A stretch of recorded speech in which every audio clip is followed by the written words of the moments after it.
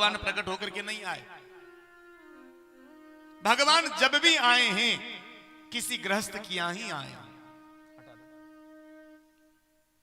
तो पति और पत्नी का संबंध बड़ा सुंदर है महाराज। आज भगवान सियाजू को साथ में लेकर के बैठे हैं। भगवान ने अपने हाथों से एक फूलों का गजरा बनाया और सियाजू को गजरा पहना रहे। अब पति पत्नी की लीला है, देखो भगवान नर लीला कर रहे हैं, इसमें दूसरे को क्या आपत्ति होना चाहिए। लेकिन इंद्र का बेटा जयंत, इसने इस लीला को जब देखा तो मन में संदेह हो गया जयंत के। क्या संदेह हुआ? जयंत ने विचार किया कि ये भगवान नहीं हो सकते, ऐसा संदेह कर लिया। विचार किया कि आज मैं भगवान के शक्ति का प्रभाव देखना चाहता हूं, भगवान की बाजुओं का प्रभाव देखना चाहता हूं। और जयंत ने कौवे का रूप बनाया, कौवे का रूप लेकर के आया। विचार कर रहा है हमें कौन पहचानेगा, हम तो कौवे के रूप में। माया का रूप बनाया और कहां चल करके आया? माया के सामने आया। एक तो स्वयं माया है, दूसरे मायापति है। और मायापति के सामने किसी की माया नहीं चलती। जैसे सियाजू ने देखा जयंत को कौवे के रूप में, सीता जी तुरंत पहचान गई, अरे ये जयंतवा कौवे के रूप में क्या कर रहा है। सीता जी कुछ कह पाती, इतने में ही जयंत ने कौवे के रूप में जो था आज सियाजू के चरणों में चोंच मार दी, चरणों में चोंच का प्रहार कर दिया। सीता चरण चोंच हति भागा, सीता चरण चोंच हति भागा, सीता चरण चोंच हति भागा, सीता चरण चोंच हति भागा, मूढ़ मंदमति कारण कागा, मूढ़ मंदमति कारण कागा, मूढ़ मंदमति कारण कागा। मूढ़ मंदमति कारण कागा। देखो महाराज कितना बड़ा अभागा है, बताओ। मां को ही मार करके भाग रहा है, लेकिन सियाजू जानबूझ करके इस चोट को बर्दाश्त कर गई। मां ने भगवान को नहीं बताया, क्यों? मां जानती है जैसा भी है मेरा बेटा है, यदि मैं भगवान को बता दूंगी तो भगवान इसके प्राणों को ले लेंगे। इसलिए आज मां ने भगवान को नहीं बताया। इस संसार में लात खाकर के भी क्षमा कर देना सिवाय मां के किसी और के बस की बात नहीं है महाराज। मां ही है जो बालक की हर प्रकार की गलती को बर्दाश्त करती है, फिर भी बालक को क्षमा कर देती है। एक साज होता है मृदंग, एक मृदंग बजाने वाला था। वो मृदंग को जंगल में बजाया करता था, और जब भी वह मृदंग बजाता एक जंगल से मेमना दौड़ करके आता, इसकी मृदंग को सुना करता था। ये मन में बड़ी खुशी मनाता, बताओ मैं कितनी अच्छी मृदंग बजाता हूं कि ये मेमना भी मेरी मृदंग को सुनकर कितना आनंदित हो जाता है, कितना प्रफुल्लित हो जाता है। एक दिन इस व्यक्ति ने इससे पूछा, क्यों तुम्हें मेरी मृदंग इतनी अच्छी लगती है? उस मेमने ने कहा, बोले भैया देखो मैं अच्छे और बुरे के नहीं जानता, तो फिर तुम सुनते क्यों, यहां क्यों आते हो? उस मेमने ने कहा, भैया इस तुम्हारे मृदंग में जो चमड़ा लगा हुआ है, ये चमड़ा मेरी मां के शरीर का चमड़ा है, और जब भी तुम मृदंग बजाते हो मुझे ऐसा लगता है कि शायद मेरी मां मुझे पुकार रही है, इसीलिए मैं दौड़ करके आ जाता हूं। मां तो वो होती है प्यारी। आज मां बर्दाश्त कर गई, मां ने नहीं बताया भगवान को, लेकिन भगवान तो सर्वंतर्यामी, भगवान जान गए। और भगवान ने जैसे ही मां के चरणों से रक्त बहता हुआ देखा, भगवान को बड़ा बुरा लगा। भगवान कुसा की चटाई पर लेटे हुए थे। उस कुसा की चटाई में से कुसा को निकाला, टेढ़ा किया, दूसरी कुसा को निकाल करके महाराज बाण बना करके, ब्रह्मास्त्र बना करके आज जयंत के पीछे छोड़ दिया। किसी ने कहा, बोले कुसा की बाण क्यों बनाई? बोले जयंत कव्वे के रूप में आया है तो कव्वे के लिए तो कुसा ही पर्याप्त है। अब आगे आगे जयंत रूपी कौवा और पीछे पीछे भगवान का कुसा रूपी ब्रह्मास्त्र चला आ रहा है। जयंतवा दौड़ करके गया इंद्र के पास। आज इंद्र ने दरवाजा खोला। इंद्र ने पूछा, बेटा क्या बात है, बड़े हाँप रहे हो, क्या दिक्कत है, कहां से आए दौड़ते हुए? बोले पिताजी मेरी रक्षा करो, त्राही माम त्राही माम। क्या हुआ? सारी कथा कहकर के सुना दी, ऐसा ऐसा हुआ। इंद्र ने लात मार करके भगा दिया। बोले भाग यहां से, क्योंकि तुझे यदि मैं घर में रखूंगा ना तो मैं भी नहीं बचूंगा, चल भाग। जयंत रोता रोता ब्रह्मा जी के पास गया। ब्रह्मा जी से कहा, ब्रह्मा त्राही माम, अब मैं आपकी शरण में आया हूं, आप ही मेरी रक्षा करो, पिता ने मुझे लात मार करके भगा दिया। ब्रह्मा जी ने पूछा क्या हुआ? बोले ऐसा ऐसा हुआ है, ये बात है, और भगवान का बाण मेरे पीछे लगा है ब्रह्मास्त्र। ब्रह्मा जी ने कहा भाग जा, नहीं तो दूसरा ब्रह्मास्त्र मैं तेरे पीछे छोड़ दूंगा। बेचारा यहां से भी भागा। भागते भागते शंकर जी के पास गया। किसी ने भी आज जयंत की कोई सहायता नहीं करी। गोस्वामी जी ने कहा, काहू बैठन कहाँ न ओही, काहू बैठन कहाँ न ओही, काहू बैठन कहाँ न ओही, काहू बैठन कहाँ न ओही, राखी को सकई राम कर द्रोही, राखी को सकई राम कर द्रोही। आज तीनों लोकों में जयंत से किसी ने बैठने के लिए भी नहीं कहा बैठ जाओ, और जयंत दौड़ता हुआ जा रहा था। जयंत के ऊपर दृष्टि पड़ गई है, किसकी? एक संत की।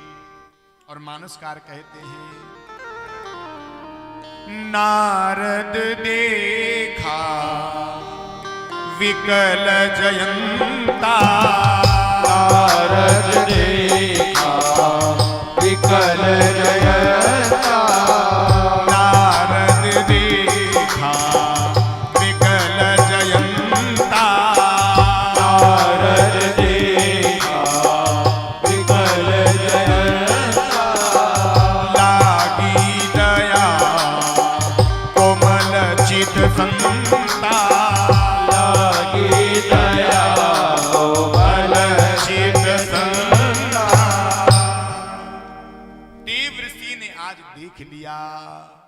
देव ऋषि नारद ने कहा, अरे बताओ तो क्यों भाग रहे हो, रुको रुको रुको। जयंत ने कहा, नारद जी रोकिए मत, अरे रुको तो सही, क्या हुआ?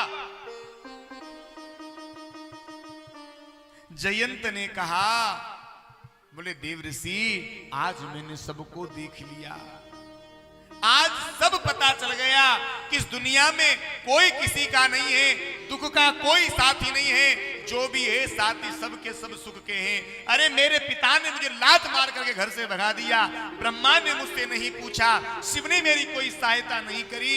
अरे सहायता करना तो बहुत दूर की बात, किसी ने मुझसे बैठने के लिए भी नहीं पूछा।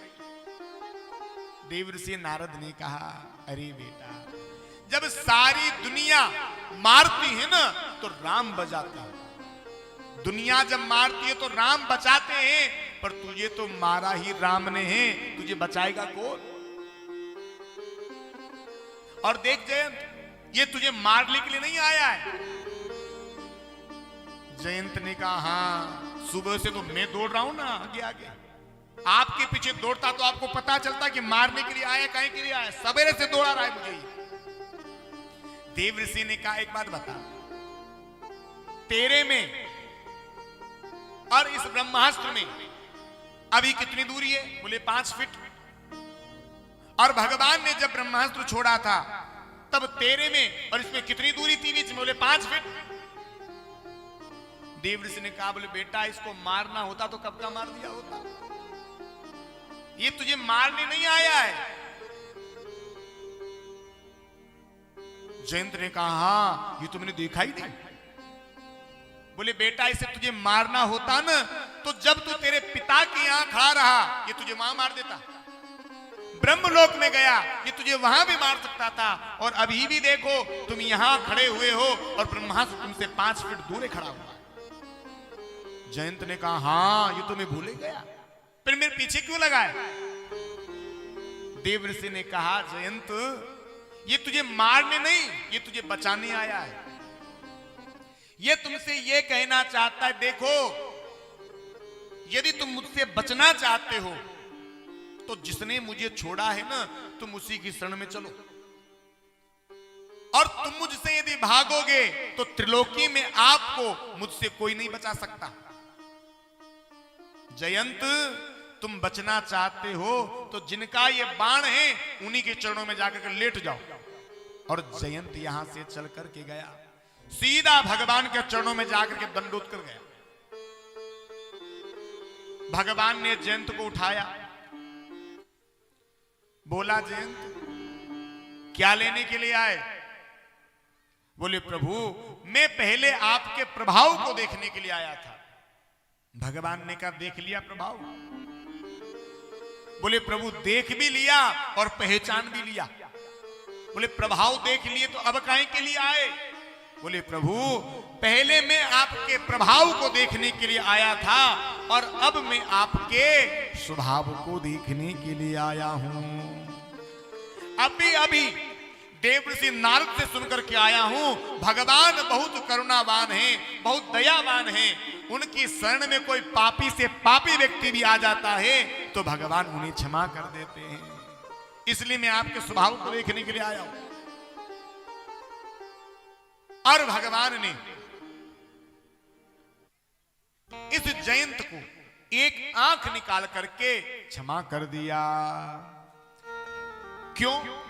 यदि भगवान इसे क्षमा कर देते तो दुनिया के लोग कहते कि भगवान के ब्रह्मास्त्र की तो बात ही कुछ नहीं रही। इसलिए ब्रह्मास्त्र की महिमा रखने के लिए भगवान ने जयंत की एक आंख निकाली और उसको क्षमा कर दिया। अब बहुत दिनों तक भगवान चित्रकूट में रहे। भगवान आगे के लिए यहां से चले और अत्रि ऋषि के आश्रम पर भगवान चल कर के आए हैं। और यहां अनुसुईया मां का दर्शन ही नहीं हुआ है। मां सीता ने अनुसुईया मां के चरणों में दंडवत किया, प्रणाम किया। और अनुसुईया सीता जी को आज बड़े सुंदर पतिव्रत धर्म की सुंदर शिक्षा दे रही है। क्या शिक्षा दी है? मैया अनुसुईया सीता से कहती है, बेटा स्त्री का कल्याण केवल और केवल पति की सेवा करने से होगा। मैया कहती है, एक ही धर्म एक व्रत नियमा, एक ही धर्म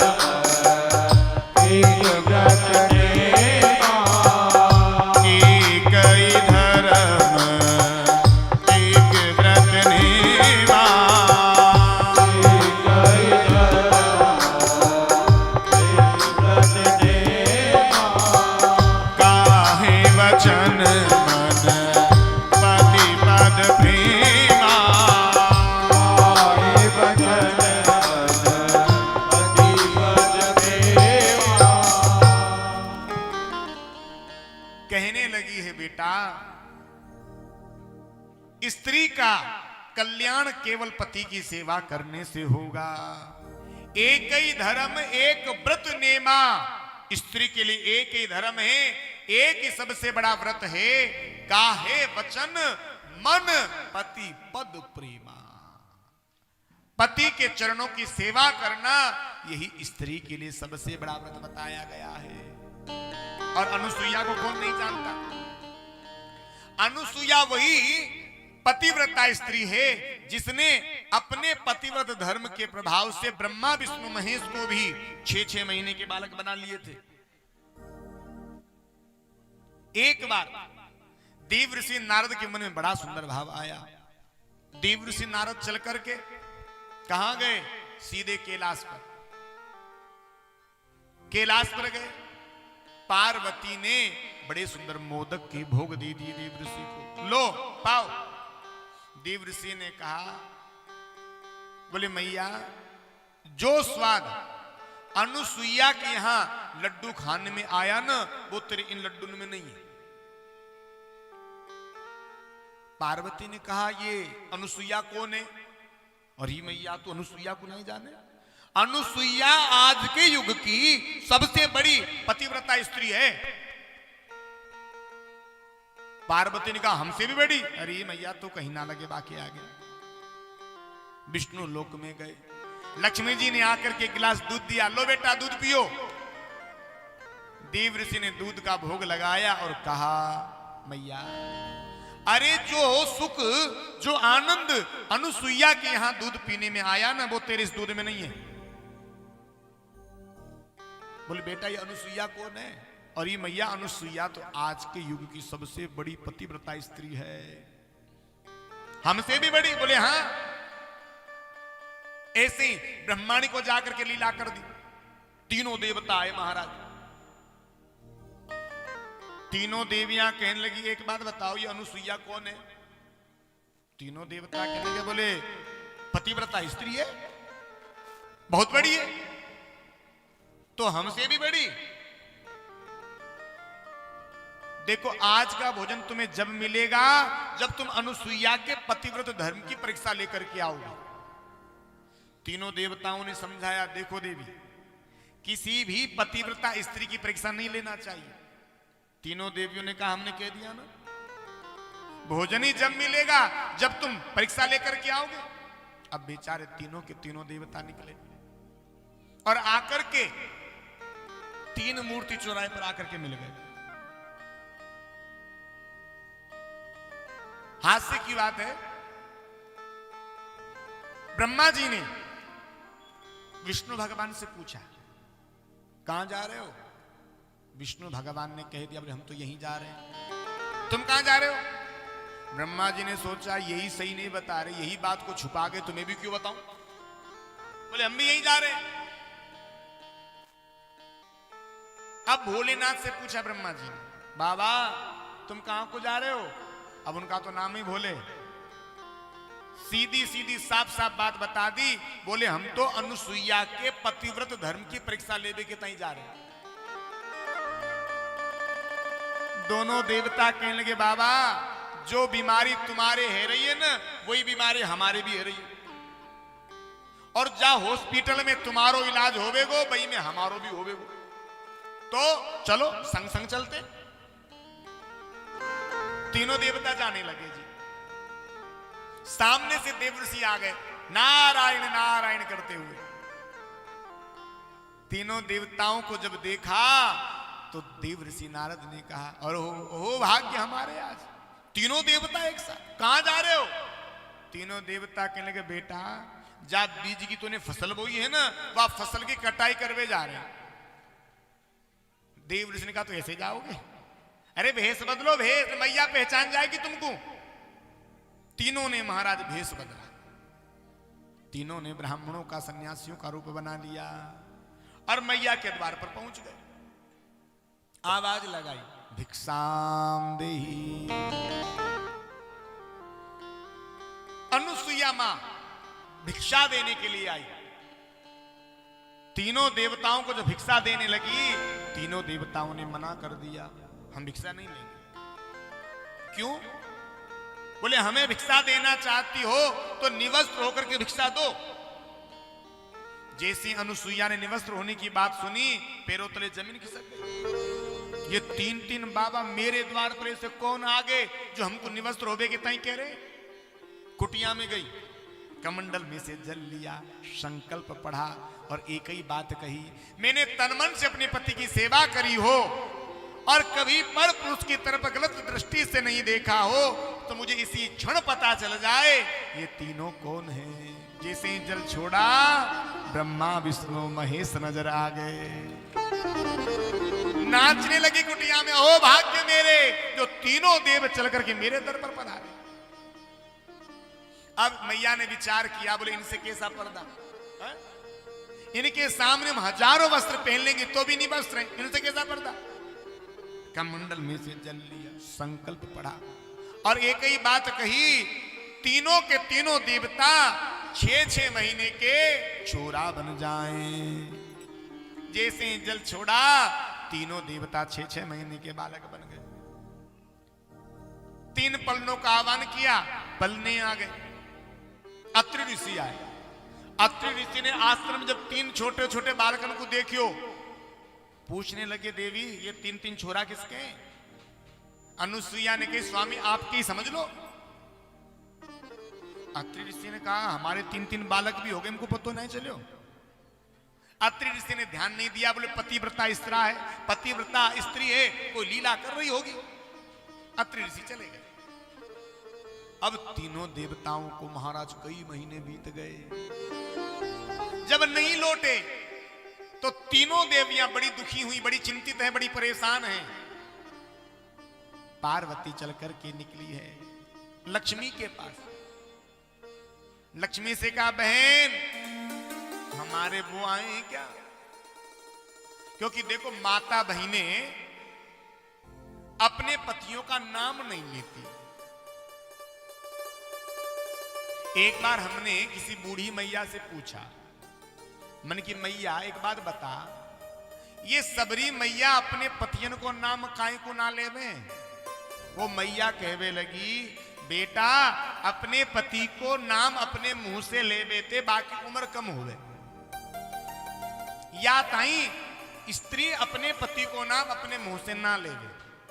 और आजकल की तो खूब लेती, सीधा बोलती मिस्टर रमेश क्या? किसी का नाम रमेश हो तो बुरा मानना हो, लेकिन पहले माताएं अपने पतियों का नाम नहीं लेती थी। तो पार्वती ने कहा बहन हमारे वो आए हैं क्या? लक्ष्मी ने कहा हमारे भी नहीं है। अब दोनों चल करके कहां गई? सरस्वती के पास। दोनों ने कही बहन हम दोनों के वो आए हैं। बोले बेना हमारे के बिना ठिकाने 6 महीने हो गए, राम जाने भूखे हैं कि प्यासे। चलो तीनों चलती। अब तीनों चल करके जाने लगी। तीनों जब जा रही थी तो महाराज सामने देव ऋषि नारद जा रहे थे। देव ऋषि की नजर पड़ गई। देव ऋषि ने मनी मन सोचा यदि इन तीनों ने हमें देख लिया मारेंगे जो तो अलग है, सोटा कमंडल सबरे तोड़ देंगी। वहीं से जाने लगे। सरस्वती की नजर पड़ गई। सरस्वती कहने लगी बेटा नारद यहाँ। देव ऋषि ने दूर से ही कह दिया मैया हमारो एक अनुष्ठान चल रहा है और यह अनुष्ठान में पराई स्त्री से बात करने की बिल्कुल मना ही है। सरस्वती कहने लगी दारी के ऐसा कौन सा अनुष्ठान आगो जब मैया पिताजी से बात करने की मना होए? चल यहां। देव ऋषि नारद आए, थर थर कांप रहे हैं। तीनों देवियां कहने लगी बेटा जल्दी बता तुम्हारे पिता कहां हैं? देव ऋषि नारद ने कही मैया पिता को पतो मैया से ज्यादा और कौन को है सके। जब तुम्हारे पतियन को पतो तुमको ही ना है तो हमको कहा पतो तुम्हारे पति कहां गए? तीनों देवियां कहने लगी बेटा देख मजाक की बात नहीं है, जल्दी बता हमारे पति कहां हैं? देव ऋषि ने कहा मैया सच बताऊं? बोले हाँ। बोले देखो सच पूछती हो ना तो बस यही सच है कि तुम तीनों के पति तुम तीनों के काम के नहीं रहे। क्यों? बोले अनुसुईया ने 6-6 महीने के बालक बना लिए। अब तुम क्या करोगी? जब वो बालक बड़े हो जाएंगे तो मैया उनको दूसरों ब्याह कर देगी। तुम क्या करोगी? तुम ऐसो करो, एक एक तंबूर ले लो हाथ में, मेरे संग में जोगनिया बन जाओ, खूब हरि कीर्तन करेंगे। देवियों ने कहा बेटा जल्दी बता तुम्हारे पिता कैसे मिलेंगे। बोले हम क्या बताएं, चले जाओ सीधे अनुसुईया के द्वार पर, ले आओ मांग करके। और इधर अनुसुईया बड़ा सुंदर भगवान को पलना झुला रही है।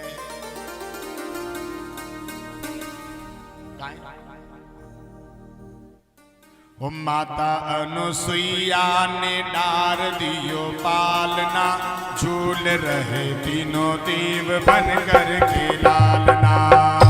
अनुसुईया ने डार दियो पालना, झूल रहे तीनों देव बन कर के लालना। झूल रहे तीनों देव बन कर के लालना। झूल रहे तीनों देव बन कर के लालना।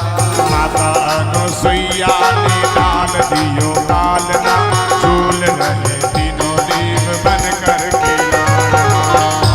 अनुसुईया ने डाल दियो पालना, झूल रहे तीनों देव बन कर के लालना। हरि बोल।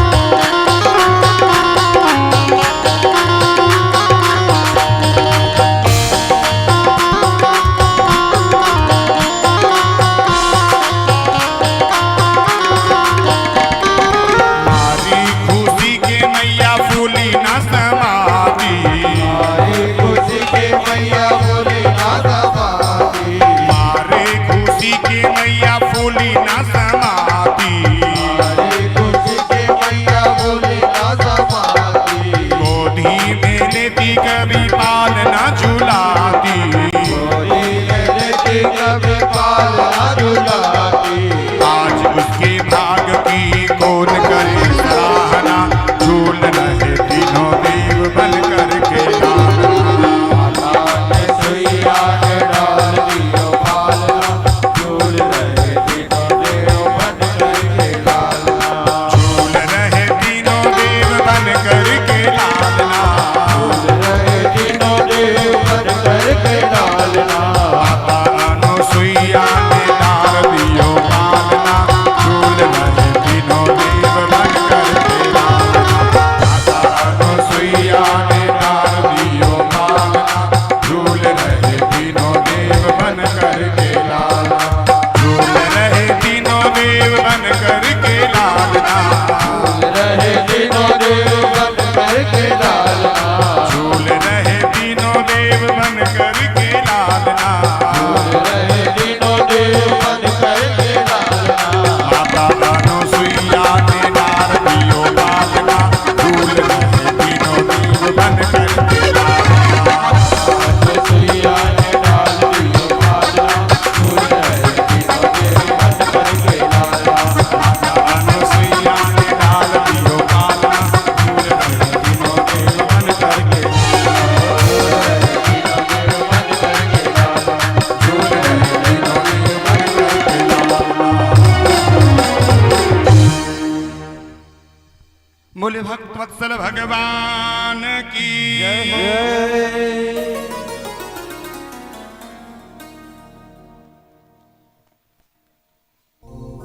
2100 रुपए मूलचंद जी सोनी की तरफ से कथा में भेंट आए हैं। जोरदार ताली स्वागत करें इनका आप।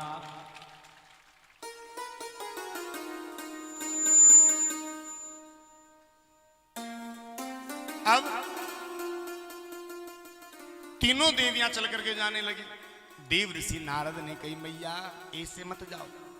मतलब अरे कहबे को मतलब ये है कि बहू बनकर के जाओ, भुआ बनकर के मत जाओ। कैसे? बोले जो तुमने ये पल्लू कंधे पे डाल रखा है ना, इस पल्ले को खींच करके जाओ तब जाओ। अब तीनों देवियां गई महाराज, जाकर के मैया के द्वार पर सांकल बजाई। मैया अंदर से आवाज आई, कौन? बोले हम तुम्हारे बेटों की बहू हैं। अब अनुसुईया ने कहा जब तुम बहू हो तो दरवाजा काहे को बजा रही हो, भीतर ही आ जाओ। अब तीनों भीतर चली गई। शाम को अत्रि ऋषि आए। अत्रि ऋषि ने जब देखा तीन तीन सुंदर सुंदर बहू हैं, तीन स्त्रियों को जब देखा तो पूछा देवी ये तीन तीन कौन है? अनुसुईया ने कहा कोई ना है, तुम्हारे बेटों की बहू है। अत्रि ऋषि ने कहा गजब करती हो, बेटे अभी 1.5 बिलात के हैं और बहू 3-3 हाथ की आ गई, तुम भी गजब करो। अनुसुईया ने कही स्वामी जाको बड़ो भाग होयो करे ना, बई के बड़ी बहू आयो करे। ध्यान नहीं दिया, पता नहीं कौन सी लीला कर रही है, चले गए। अब खूब सेवा करती तीनों, और मैया नित्य इनको एक आशीर्वाद देती थी, दूधो नाओ पूतो फल। एक दिन लक्ष्मी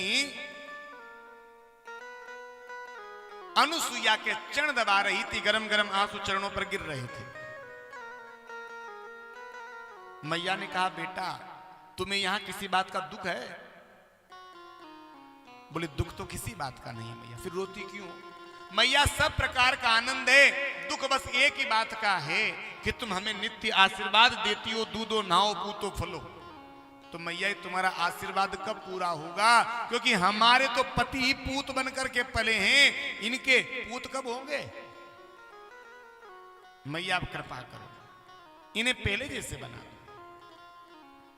और उस अनुसुईया ने महाराज आज कमंडल में से जल लेकर के आज सबको पूर्ण रूप में पहले जैसे बना दिए हैं। तो यही वो अनुसुईया महारानी है महाराज। बड़ा सुंदर उपदेश सियाजी को किया।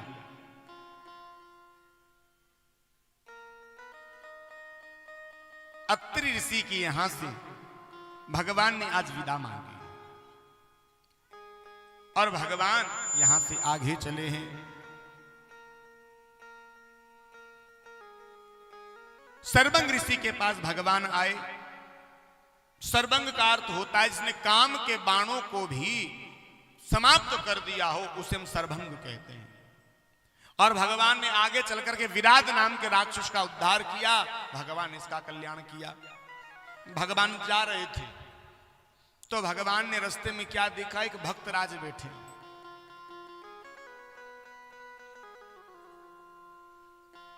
परमात्मा ने इसके ध्यान में ही दर्शन दिया और जैसे ही इनका नाम है सुतीक्षण, और सुतीक्षण जी ने जैसे आंख खोली, आंख खोलते ही साक्षात सीताराम जी वहां विराजमान थे। भगवान ने सुतीक्षण से पूछा भैया तुम यहां क्या कर रहे हो? सुतीक्षण ने कहा भगवान पहले हम वहां रहते थे। वहां कहां? बोले गुरुदेव के आश्रम पर। तो यहां कैसे पहुंचे? बोले प्रभु एक बार क्या हुआ, हमारे गुरुदेव कहीं घूमने के लिए बाहर गए। अब हमारे गुरुदेव भगवान शालिग्राम की सेवा करते, हमसे कह करके गए। बोले बेटा हम बाहर जा रहे हैं, हो सकता है हमें सांझ आने में थोड़ा विलंब हो जाए, तो तुम हमारे ठाकुर की सेवा कर देना।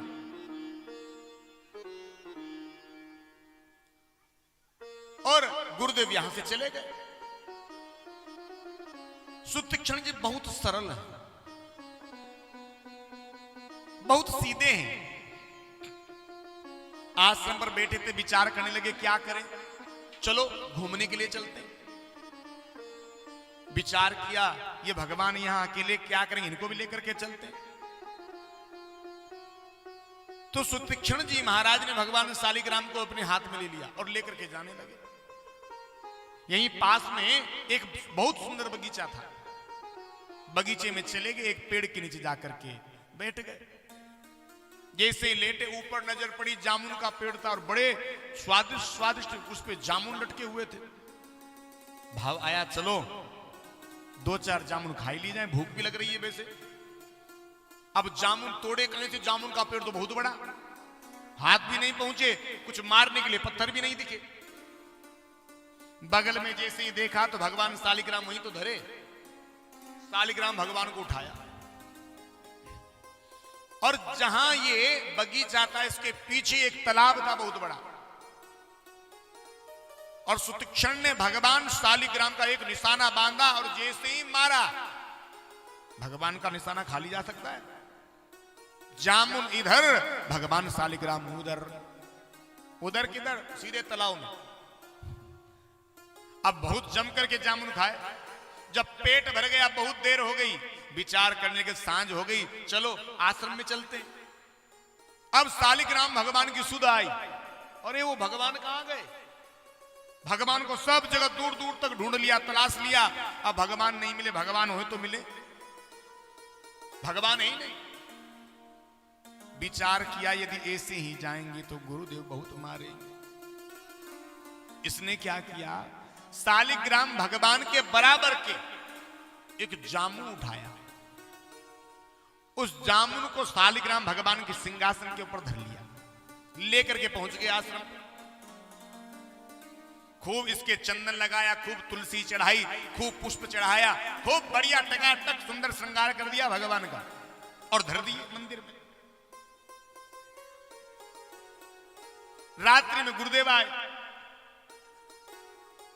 गुरुदेव ने पूछा, बेटा भगवान की सेवा तो ठीक से करी? हाँ गुरुदेव, आप चिंता मत कीजिए, बहुत बढ़िया सेवा करी, और इतनी अच्छी सेवा करी कि आप भी नहीं करते कभी। गुरुदेव ने कहा, अच्छा बेटा ठीक है। सुतीक्षण सरल था तो गुरुदेव को विश्वास भी हो गया। जैसे ही सवेरा हुआ, गुरुदेव ने आवाज लगाई, बेटा सुतीक्षण। हाँ गुरुदेव, लाओ भगवान को लेकर के आओ, जरा सेवा कर ले। सुतीक्षण ने कहा, बोले आप काहे को, हम ही है ना, है? आप काहे को परेशान हो, हम ही कर देंगे। बोले नहीं नहीं बेटा, भगवान की सेवा हम अपने हाथे से करेंगे। अब सुतीक्षण महाराज तरतर कांपने लगे, डरते हुए भगवान के सिंहासन को लेकर के पहुंचे। जैसे ही गुरुदेव के हाथ में दिया, सिंहासन कुछ हल्का लगा।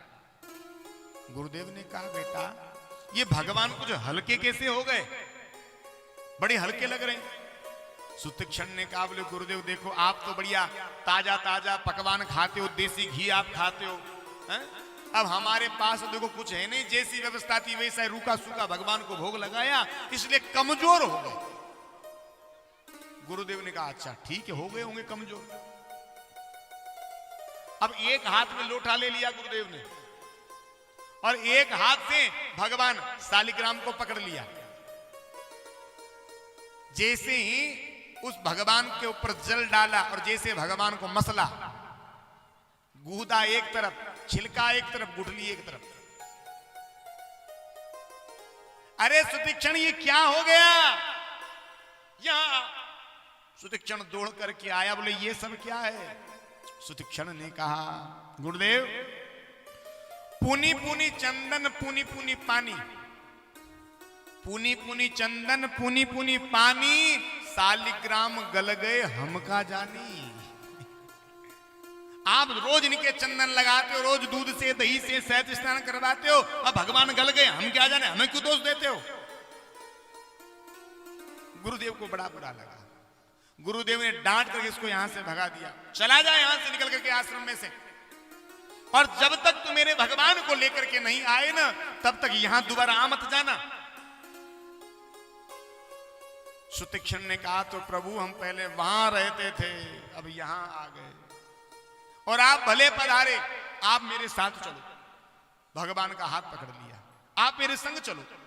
लेकर के आए हैं, आश्रम के बाहर छोड़ा और कहा, प्रभु आपको आपके भक्त की सौगंध है, आप कहीं जाना मत, मैं अभी मेरे गुरुदेव को लेकर के आ रहा हूं, एक बार मेरे गुरुदेव के ऊपर भी कृपा कर दो, आप एक बार उन्हें भी दर्शन दे दो।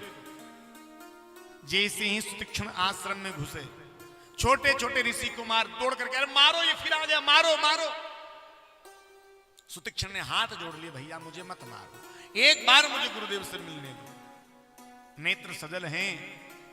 गुरुदेव के पास जैसे ही पहुंचा, गुरुदेव ने कहा, क्यों रे, मैंने तेरे से कहा था जब तक तू मेरे पाखान के शालिग्राम को नहीं लेकर के आए, जब तक तू तेरी सूरत मुझे मत दिखाना। सुतीक्षण ने रोते रोते कहा, गुरुदेव आपने तो पाखान के शालिग्राम लाने के लिए कहा था, पर मैं तो साक्षात सीताराम को ही लेकर के आपके लिए आ गया। आप चलिए और आप भी चल करके दर्शन करिए। गुरुदेव के नेत्र सजल हो गए। आकर के गुरुदेव ने सीताराम जी का बड़ा सुंदर दर्शन किया है। ऐसी कई कथाएं आपने सुनी होंगी जो गुरुदेव ने शिष्य को भगवान का दर्शन करवाया, लेकिन धन्य है सुतीक्षण की भक्ति, जो सुतीक्षण ने अपने गुरुदेव को भगवान का साक्षात्कार करवा दिया। गुरुदेव ने बड़ा सुंदर स्वागत सीताराम जी का किया और कहा, प्रभु अब हम आगे की यात्रा करने जाना चाहते हैं। और भगवान चल करके पंचवटी में आए। अब एक बड़ी सुंदर कथा आती है आतापी और बातापी की। ये दोनों के दोनों, आतापी और बातापी, बड़े मायावी थे। इनका क्या काम था? इनका बस एक ही काम था, जितने भी संत, जितने भी ब्राह्मण थे, ये सबको मार देते थे। मारते कैसे थे? आतापी संत को निमंत्रण देने के लिए जाता और कहता, बोले महाराज कल आप हमारे घर झीमने के लिए पधारना। संत कहते ठीक है, आ जाएंगे। और संत चल करके इनके घर पर जाते प्रसादी के लिए। ये बड़े सुंदर भोजन की व्यवस्था करते। संत प्रसादी पाते, संत कहते चले। बोले नहीं नहीं प्रभु, ऐसे मत जाओ, मैं मेरे भाई को बुलाता हूं, दक्षिणा देगा, दक्षिणा लेकर के जाना। और ये बातापी जो था बड़ा मायावी था, माया से उस भोजन में मिल जाता था। अब आतापी आवाज लगाता, बातापी बातापी बातापी। जैसे बातापी को बुलाता, वो संत के पेट में से पेट को फाड़ करके बाहर निकलता और संत इतने में मर जाता।